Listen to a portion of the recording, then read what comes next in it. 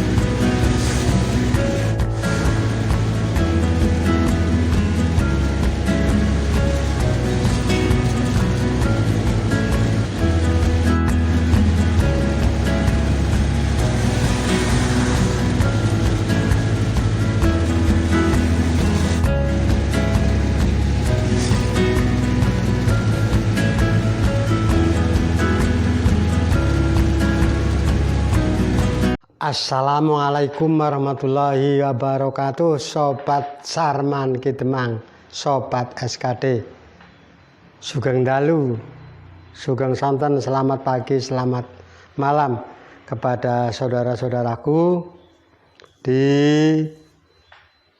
sekitar tol Getaci, Gedebage, Tasikmalaya, Cilacap. Oke, Sobat Sarman Kidemang, di seksi 1 tol Gedebage Garut Utara ini orang sudah mulai bertanya-tanya, banyak yang komen, banyak yang menanyakan kapan pembayaran uang ganti rugi atau UGR. Mungkin sudah ada yang bond, sudah ada yang pinjam, atau barangkali yang ada yang sudah beli rumah dengan uang muka, atau mungkin beli tanah di lain tempat, ya, mengharapkan nanti kalau sudah dibayar uang ganti rugi untuk seksi 1 ini, terutama bagi warga di antara seksi 1 Gedebage Garut Utara ini menanti pembayaran uang ganti rugi. Tapi perlu saudara-saudara ketahui bahwa proses pengadaan tanah ini tidak cukup sebentar, ya. Kalau di dalam peraturan menteri bagi instansi yang membutuhkan tanah kan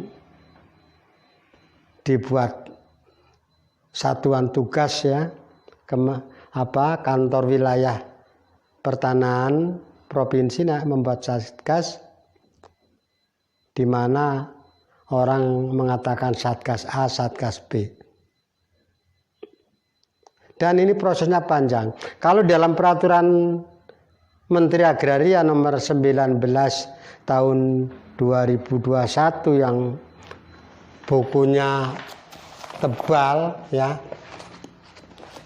kan tidak mungkin saya akan menjelaskan segini tebalnya, ya. Oleh karena itu apa yang saya jelaskan hanya sepintas kilas mengenai tata cara pengadaan tanah maupun pembayaran uang ganti rugi. Oke, ikuti penjelasan Sarman Kitemang.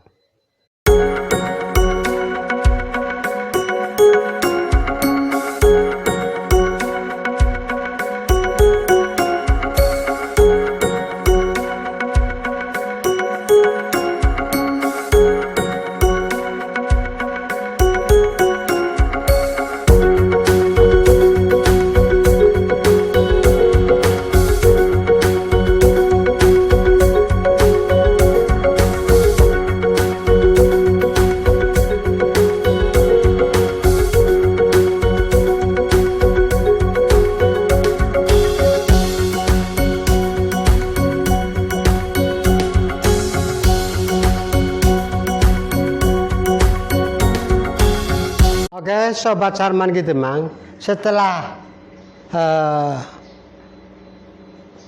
dibentuk satuan tugas Satgas A maupun Satgas B yang masing-masing punya wewenang dan tugasnya masing-masing, yang pada pokoknya intinya adalah untuk mengidentifikasi dan menginventarisasi ya, tanah yang kira-kira ini akan dilewati atau yang diperlukan ya. Intinya tanah yang diperlukan ini setelah tugas dari Satgas A dan Satgas B menginventarisasi, mengidentifikasi yang punya siapa ya, haknya ada siapa, surat-suratnya atas nama siapa. Ada loh ya, ada yang punya tanah, betul punya tanah, tapi secara administrasi masih atas nama orang lain. Mungkin saya sudah menggarap di situ, memang beli di situ, tapi masih atas nama orang lain. Ini adalah tugas para satgas untuk menginventarisasi, mengidentifikasi. Secara administrasi masih punya A, tetapi tanah dikuasai oleh B misalkan. Ini harus jelas. Jadi tugas Satgas A maupun Satgas B setelah mendata ya luasnya berapa, di mana, desa apa, kecamatan apa, sudah bersertifikat apa belum, bahkan punya surat-surat apa belum, bahkan ada pemiliknya apa tidak. Ini tugas ya. Ada tanah yang ternyata pemiliknya tidak diketahui, mungkin udah di luar Jawa atau di luar negeri, banyak. Atau mungkin juga ahli warisnya tidak diketahui, atau bisa juga tanah dikuasai oleh A, ternyata di dalam buku kepemilikan baik di letter C maupun yang ada di desa ternyata masih milik orang lain juga. Ini banyak terjadi kasus ya. Semuanya dikumpulkan, didata ya. Kalau di dalam Peraturan Menteri nomor 19 tahun 2021, mungkin dari instansi yang ingin lahan atau pengadaan ini, membutuhkan lahan ini, sampai dengan ada keputusan, sampai dengan pelepasan hak ya, itu mungkin di dalam peraturan tidak sampai 1 tahun, kurang lebih hanya 245 hari atau 260 hari. Tapi kan di lapangan prakteknya tidak seperti itu, sulit, prakteknya sulit. Makanya ada katakanlah jenjang yang sangat panjang antara yang ada di peraturan sampai dengan realitas di lapangan. Bahkan bisa 2-3 tahun kan, dari adanya isu misalkan ini tentang isu jalan tol, dari adanya tentang jalan tol rencana mungkin sudah dengar 3 tahun yang lalu, sampai hari ini juga belum terbayar uang ganti rugi. Hal ini di lapangan memang sangat sulit. Kalau di dalam peraturan memang sekian hari ini, sekian hari ini, sekian hari ini, 30 hari ini, 2 hari ini, prakteknya tidak bisa diterapkan seperti itu. Penilaiannya sangat sulit. Oke, sekarang setelah Satgas ini melaksanakan tugasnya selesai, maka diserahkan kepada yang instansi yang terkait. Kemudian nanti instansi yang terkait bekerja dengan instansi yang membutuhkan tanah ini akan menunjuk atau kepada memberi tugas kepada namanya KJP, kantor jasa penilaian publik. Nah, ini yang dimaksud adalah tentang biasanya akan menunjuk appraisal. Tim appraisal inilah yang biasanya setelah tugas dari Satgas A maupun Satgas B dilaporkan selesai, kemudian instansi yang terkait dalam hal ini adalah kantor wilayah pertanahan dan setelah mempertimbangkan dari PUPR lewat jasa marganya ini akan menunjuk atau katakanlah mencari karena kita akan bilang tunjukkan juga nanti takut salah, nanti dikira.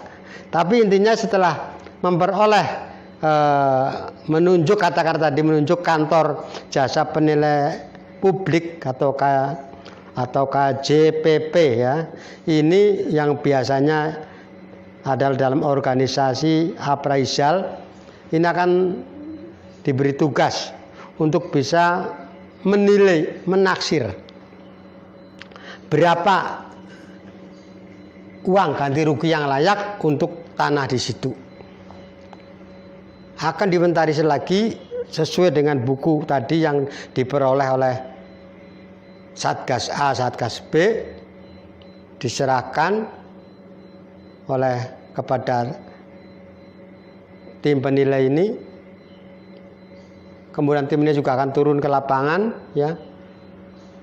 Setelah mencari berbagai macam temuan, dalam arti akan melihat NJOP yang dalam SPPT, kemudian juga harga umum, harga pasaran, kemudian dengan penilaian dari tim appraisal sendiri. NJOP sekali lagi hanya salah satu bahan pertimbangan, termasuk harga pasaran saat itu juga termasuk salah satu pertimbangan. Tapi yang jelas kebiasaannya dan biasanya pasti akan di atas nilai jual objek pajak yang tertera di dalam SPPT.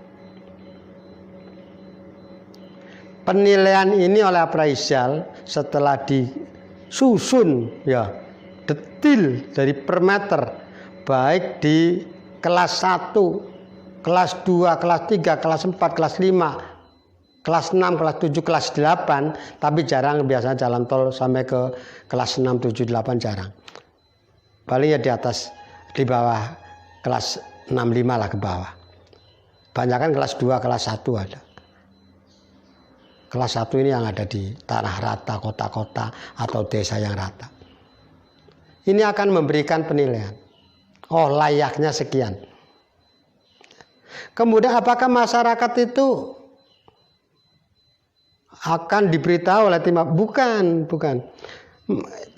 Tim kerja dari tim appraisal atau dari kantor jasa penilai publik ini akan melaporkan hasilnya kepada yang memberikan tugas. Kadang-kadang ribut di bawah, tidak transparan, kerja appraisal tidak ada. Ya karena appraisal ini kan kerja kepada mereka yang memberikan tugas. Tim appraisal akan memberikan ini layaknya sekian-sekian, pertimbangannya gini dengan demikian. Mungkin ada batas minim, ada batas maksimal mungkin. Tapi saya tidak ingin berargumen seperti itu. Supaya apa? Supaya kan bisa memberi gambaran yang pas. Masyarakat tidak dirugikan, kemudian bagi yang membutuhkan instansi ini khususnya dalam jual juga tidak terlalu diberbani dengan harga UGR. Ya. Jadi tim appraisal setelah menilai per meter baik di sawah tersier, sawah tada hujan maupun di hutan lindung dan sebagainya. Ada juga yang di pekarangan, di yang lain hal ini memang harus dinilai. Hal ini sangat penting supaya menjadi pertimbangan dari berbagai macam aspek, NJOP-nya, harga pasaran dan sebagainya. Oke Sobat CKD, itulah sedikit penjelasan tentang kerja dari tim pengadaan tanah, di mana membuat satgas kantor wilayah, kemudian yang membutuhkan dengan kantor wilayah nanti akan menunjuk penilai, tim penilai, dalam hal ini biasanya memakai appraisal, dan appraisal akan melaporkan. Setelah itu baru nanti akan ada penaksiran harga, kemudian ganti rugi. Sabar dulu. Warga, khususnya warga di seksi 1 Gede Bage Garut Utara, bersabarlah. Mudah-mudahan di akhir tahun ini atau awal tahun 2023 akan terbayarkan uang ganti rugi. Terima kasih. Wassalamualaikum warahmatullahi wabarakatuh.